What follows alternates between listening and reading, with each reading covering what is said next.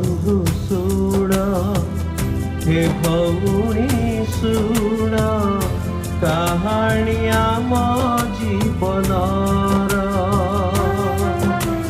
भाई बंधु सुण हे भौणी सुण कहानी आम जीवनर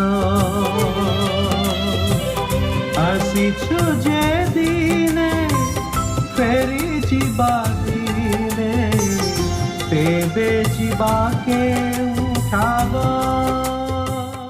प्रिय श्रोता बंधु प्रभु श्रीख्रीष्ट सर्वोच्च नाम आपको शुभेच्छा। पवित्र बाइबल माथि लिखित सुसमाचार 16 अध्याय 26 पदरे आम यहपरी पाठ करूँ।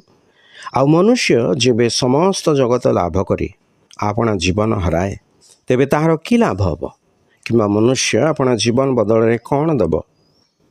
मनीषर एक बड़ निर्वाचन विषय प्रभु श्रीख्रीष्ट एठारे कहले जहाँ मनीष कदापि चिंता करि न थाए मनुष्य निमंते क्योंटा मूल्यवान तार प्राण और आत्मा ना यही संसार असार विषय।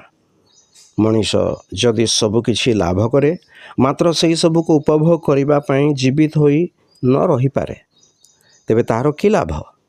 मात्र प्रभु एठारे याठारु मध्य आहुरी गुरुत्वपूर्ण और प्रमुख विषय कहवाकू चाहते। प्राण और आत्मा मनीषर मृत्यु पर मध्य अस्तित्व रहे तेणु यही जगत रे कौन विषय ताहार समान हो पारिबा नाही। एही जीवन रे जो क्षति हेब ताहार कदापि पूरण करा जाई पारिबो नाही तेणु सेही क्षति से सहिबाक हब। प्राण और आत्मा मनीषर आत्मिक और अमर अंश अटे जहाँ मनीष को चिंता करने को निर्णय नेबा को आशा करने को शक्ति जगाई थाए जार प्रभाव रे शरीर कार्य करि थाए।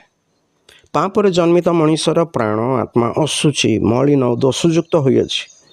पाप हेतु मनीष ईश्वरंकर शत्रु अटे। जदि मनीष निज पापर मुक्ति प्राप्त न हुए मृत्यु पर से केवल गोटे स्थान रे अर्थात नरक रे निजक पाइब जोठारे से ईश्वरंक क्रोध सदाकाल भोग करिब। समग्र मानव जाति निमंते बलिकृत तृतीय दिन रे वर्तमान मध्य पुनर्थित और पाप और मृत्यु पर विजय प्राप्त प्रभु श्रीकृष्ण ठारे विश्वास रे मृत्यु पर एक सुरक्षित भविष्य आपण चयन करने को चाहिए नहीं कि